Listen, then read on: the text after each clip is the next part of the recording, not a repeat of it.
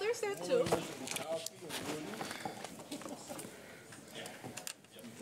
Father of the office sink. Just got more stuff inside. I need some coffee. No, you don't. Yes, I do. We'll give Roger a minute because he's Roger.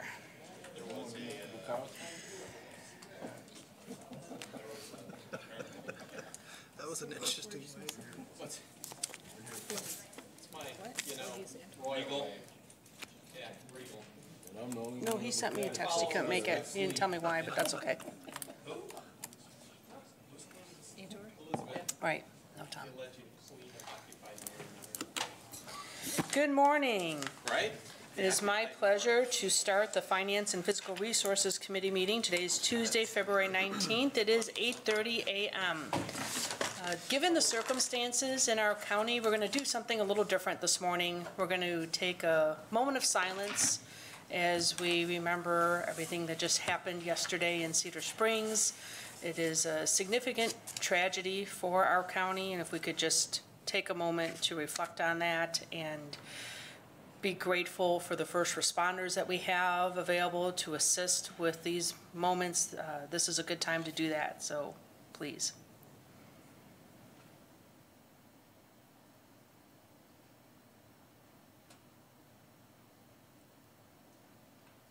Thank you. We will now start with public comment. Is there any public that would like to address the Finance and Physical Resources Committee this morning? Okay, seeing none, I will close public comment and we'll move to the consent agenda. Is there a motion to approve the consent agenda? So moved. Support. Moved and supported. Questions, comments, or discussion? Okay, seeing none, all those in favor, please say aye. Aye.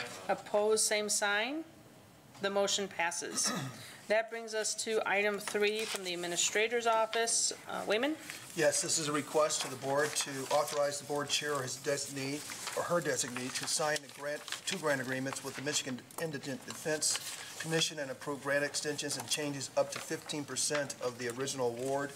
In 2013, the MIDC Act was passed, which requires trial courts and their associated funding units throughout the state to take actions that will ensure indigent defendants in criminal actions have constitutionally required level of legal defense.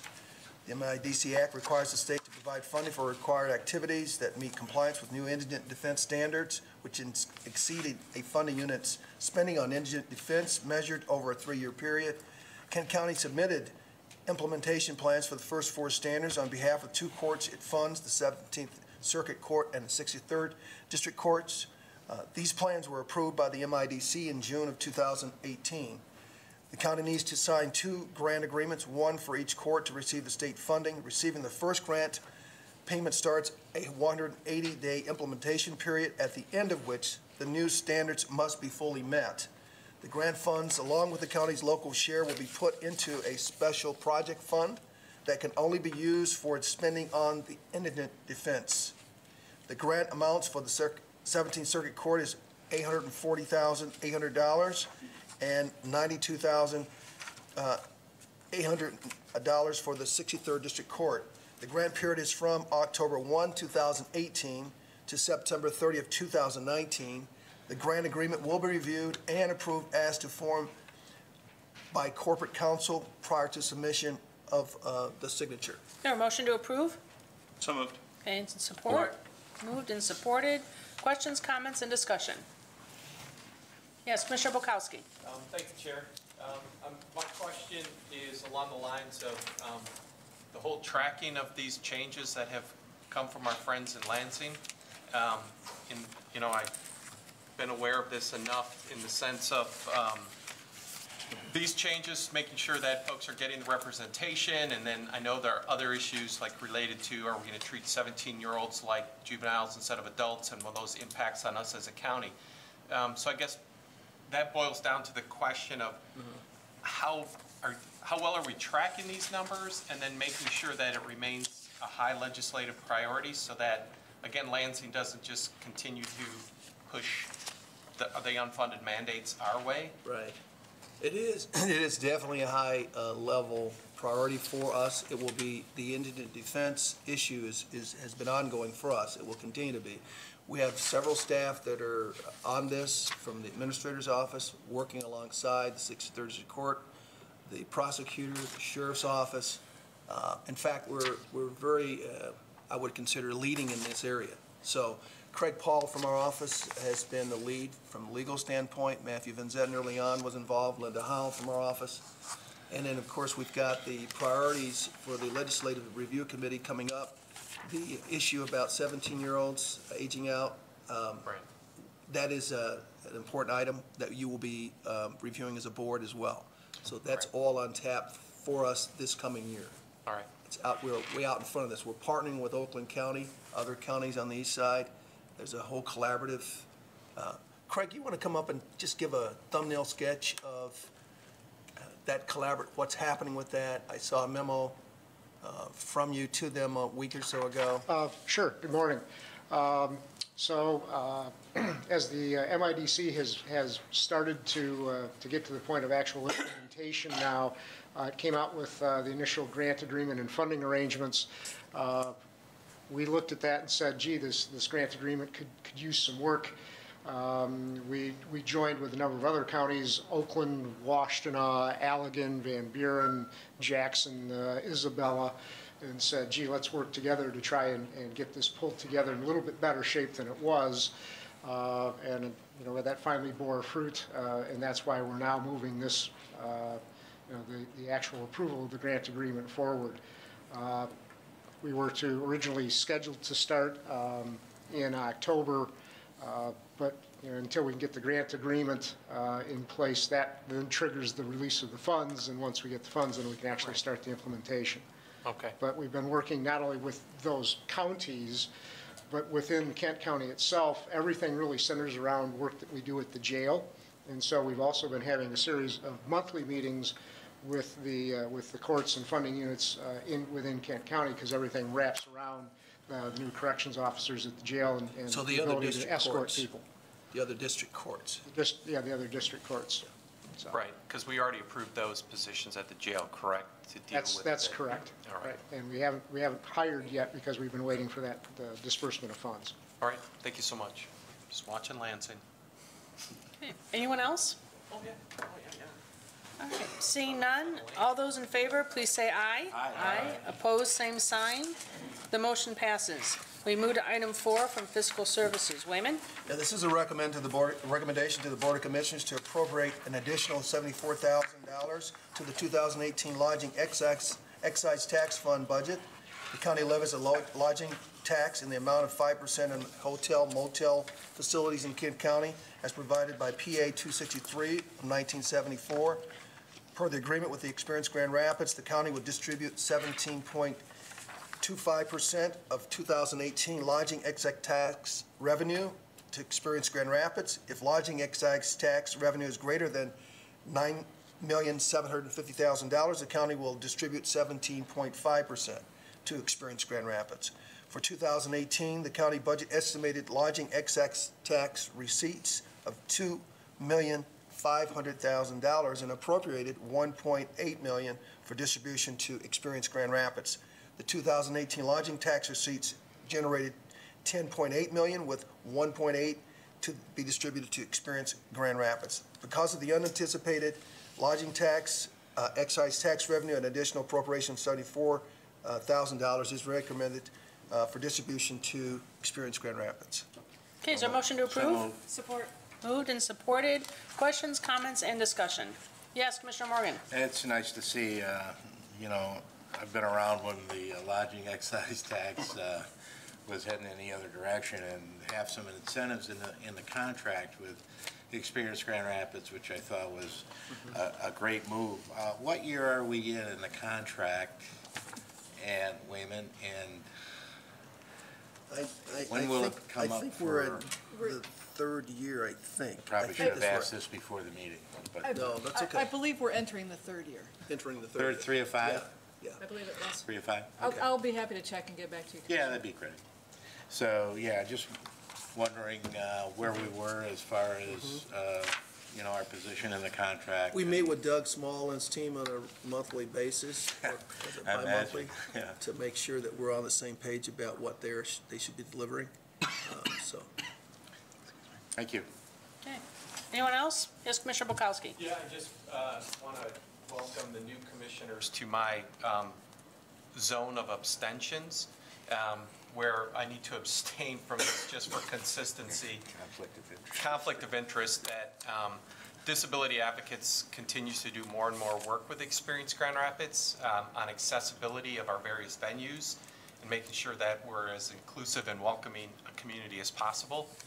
And just, again, it's an exciting partnership, though enough of a conflict for me just to be consistent to let you know, so I will be abstaining from that, or from this. So you'll hear me do that a few times through the year. Anyone else? All right, seeing none, all those in favor, please say aye. Aye. Opposed, and any abstentions? Yes. All right, duly noted. Motion passes. We will now go to item 5 from the Health Department. Wayman? Yes, this is a request to the board to approve amendments to the Health Department's fee schedule and appropriate $3,800 to the 2018-19 Health Fund. Public Act 368 of 1978, as amended, allows the local government to fix and acquire the payments of fees for services authorized or required to be performed by the local health department. Said fees should not be more than reasonable costs of providing the service. The health department has attempted to create a fair and equitable fee schedule that captures the cost of services provided in a consistent manner with the reimbursement rates for Medicaid and other insurance companies. Originally, Medicaid and other insurers have increased the reimbursement rates from $192 to $386 for the lead investigation service. As a result, the Health Department is recommending a change to one existing fee with an effective date of April 1, 2019. The proposed fee change will generate an additional $3,800 for the remainder of the 2018-19 fiscal year to cover currently unreimbursed expenses. The revenue will be used to cover the cost of testing supplies that are required to provide the lead investigations in the homes. Okay, is there a motion to approve? Approve. Motion. Support. Okay, moved and supported. Questions, comments, and discussion? Yes, Commissioner Wooden. Thank you, Madam Chair. Just a quick question. When it comes to looking at the increase in amount, does that suggest that a very low number of individuals are utilizing this lead service? Just writing off the conversation we had previously. Okay. Good question. Teresa Branson is here, our Deputy Health Administrator. Can you repeat the question? I want to make sure I understand. Well, I was just kind of looking at the number of how much the fee change will generate additional revenue. It suggests that a very low number of individuals are using the lead investigation service, and so I'm wondering what's being done to increase that amount, especially after last Board of Commissioners meeting. We had a large number of families here asking for us to take further action on lead prevention. Yes, thank you. Absolutely. You know, it may seem like a low number, and that number is based on the number of staff that we currently have to perform the inspections. And then since the last meeting, there was a group that requested to meet with Commissioner Bolter, and that meeting took place last Friday.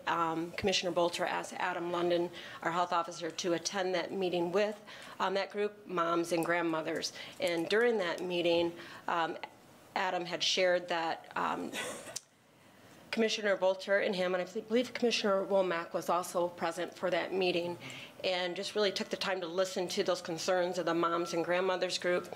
Adam had shared that there is going to be an action request that he's preparing to come to county administration and the board. That action request will entail 2 full-time sanitarians. That gets us closer to meeting some of the recommendations for staffing that's needed for lead investigations. That proposal will be shared with our Community Health Advisory Committee on March 7th. And then further things that are being done to address the need for more lead investigations that would also increase the amount of revenue for reimbursement for that is we have been working with Chris Becker on the prosecuting attorney's office on some enforcement, and a enforcement proposal policy will also go forward to our Community Health Advisory Committee on March 7th as well. And that enforcement policy is really to work with some of the homes that have multiple children with elevated blood lead levels, that's a mouthful, to really take a look at what they can do to have more enforcement with rental units. And then the third area that we're looking at in terms of staffing to kind of meet that demand and therefore increase that number of lead investigations is with the early childhood millage. The health department does plan to put a proposal in there to fund the third position that was requested by was requested through the lead task force recommendations, and that would be for a health educator to provide some education to families and some community outreach. But in addition to the action request, we're working with the city of Grand Rapids to see if they can fund a portion of the positions, and we're also actively pursuing grants wherever we can to help offset those costs to the county. Great. Thank you. Thank you. Hey, anything else? Yes. Commissioner Womack. Yes, I did attend that meeting, and I'm glad I did, because I heard a lot of positive things that came out of there, a lot of things that I do support, but I did make a suggestion when it came to enforcement that we look more at city inspectors and codes and those type of situations where those inspectors can put fees upon people who are not complying, and I thought that the community might be taken a little aback if our prosecuting office gets involved. But just saying that at the onslaught of seeing this start, I haven't had a chance to see exactly how the prosecutor would be involved, so I can't say I'm against it. I'm just saying my community, you know, might be alarmed that the prosecuting attorney might be involved in something like this, and he's doing such a great job. So if we don't have to put anything else on his plate, hopefully we can find a better way for enforcement. But I do look forward to finding out exactly how he would be involved.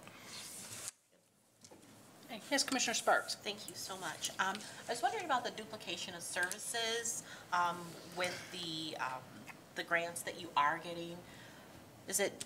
Who was that came before us? Was that Healthy Homes? Yes. Healthy Homes, and then there's another lead initiative. Do you work closely together with them, or are they separate nonprofits? Yeah, so we work very closely with Healthy Homes Coalition. We have for a number of years to make sure we don't have the duplication of services. And then we have our child lead poisoning prevention program, which is funded through the state health department. We're also involved in the CHIP grant with the city of Grand Rapids. So all of those efforts are to ensure collaboration and to prevent duplication of services. Okay, thank you very Welcome. much. Okay, Commissioner Bukowski. Thank you, Chair. Yeah, this proposal seems pretty straightforward, just a housekeeping, not housekeeping, but so we can accept the increased reimbursement rate. I just wanted to say, you know, it's exciting to hear the things that you're working on. It's good to hear that Commissioner Womack is watching more in the weeds, so I'll just stay back and cheer that we continue to move forward on this critical issue. So thank you for that work. Okay, anyone else? Thank you. Seeing none, all those in favor, please say aye. Aye. Opposed, same sign. The motion passes. That brings us to item 6, also from the Health Department. Wayman? Yeah, this is a request to the board to approve the Health Department's 270 Inc. grant agreement, accept and appropriate $10,000 in the 2018-19 Health Fund budget, and authorize the board chair to execute the grant agreement and approve grant extensions and changes within 15% of the original award. 270 Inc. is an organization that provides funding to municipalities which focus on the improvement of the environment on the well-being of animals.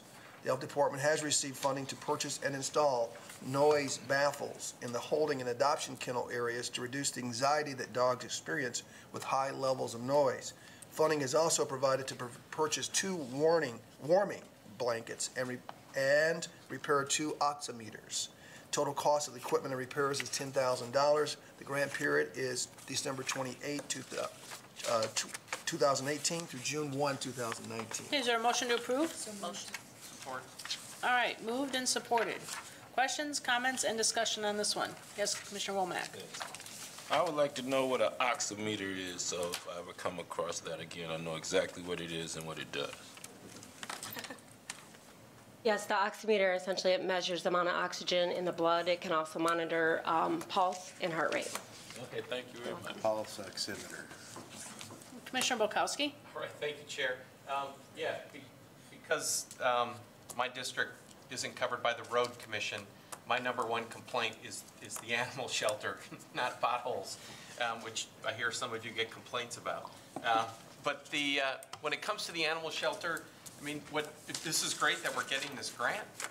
What strikes me, though, is it seems like A, not a huge amount of money, and B, kind of basic operations. And so, you know, when do we get a bigger picture of what's happening at the animal shelter and those pieces? I'm assuming, you know, you do your reports to Legislative Human Resources. However, you know, is this, if these two machines are broken, why wouldn't it be just the normal course of business to fix it, or is it just this opportunity? And again, it just seems like we should have done this before finding this grant. Right. Part of that is budget. So, you know, if we hadn't budget for those equipment, so we have 2 oximeters and one of them broke and the other one isn't reliable. So just having the repair cost for that, and that's probably half of the cost of the $10,000. We can prepare maybe a special order of business to present kind of all the efforts that are going on at the shelter. Sarah Simmons, our environmental health director, has certainly worked very closely with different agencies, Bissell Pet Foundation. She's also worked with an agency called Best Friends Society. And some of the recommendations around the noise baffles is coming out of some of the organizations and independent other independent organizations who have done some evaluation of the animal shelter to make some recommendations for that probably make the experience of going to the animal shelter better for those who are coming to adopt and for the animals that are residing there. So we'd be happy to share more information with the full board in a report or some other format. Yeah, I don't know if it's special order of business or just a report to us or LHR, and yeah. We'd be happy to do that. Yeah, all right, cool, thanks. Commissioner Sparks? Thank you. How many animals are currently in the shelter right now? Well, that's a good question. Usually I get the reports quarterly, so we probably have anywhere from, I'm going to guess probably 30, maybe 30 dogs. I'm not sure how many cats or kittens that we have right now, but. Who can ever know how many cats are anywhere? Right. Okay, thank you. Hey, anyone else? Seeing none, all those in favor, please say aye. Aye. Opposed, same sign. The motion passes. You know, usually we have Commissioner Miscellaneous. I don't see that on the agenda, but we're going to go ahead and do it now anyway. So any Commissioner Miscellaneous this morning? Yes, Commissioner Morgan. Thank you, Madam Chair. I'd like to do a shout out to Dick Bolkowski's staff, not Commissioner Bolkowski per se, but his staff. One of my employees is facing some challenges, and Dick's staff was very professional. Thank you. Dave. Oh, Dave, sorry. I'm living in the past. or maybe you were, never mind. And the other thing is, first time I've heard of pulse oximetry on animals. We use them a lot in the ambulance, and they're not the most durable piece of equipment, just to let everybody know. So.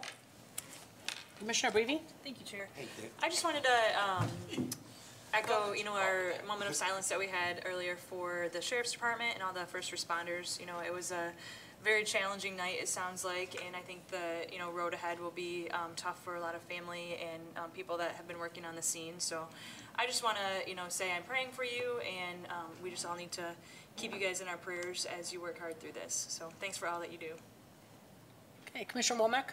I also want to thank the Sheriff's Department and all our first response teams for what they're doing in Cedar Springs. I also want to thank the Sheriff's Department for giving me a review of some of the medical services that they provide for prisoners this week, and quickly answering some small questions, not any major issues, just some questions from the community for those who are incarcerated that may already have received some medical attention and need that continue while they're in the county, and they were able to respond very, very quickly. And I know they had to take some important time away, just to address that. It didn't take very long to address that, but it helped me to be able to address my constituents. So just want to thank the Sheriff's Department for that. Okay, any other Commissioner Miscellaneous this morning? Okay, seeing none, we are adjourned. Our next meeting date is March 5th, 2019.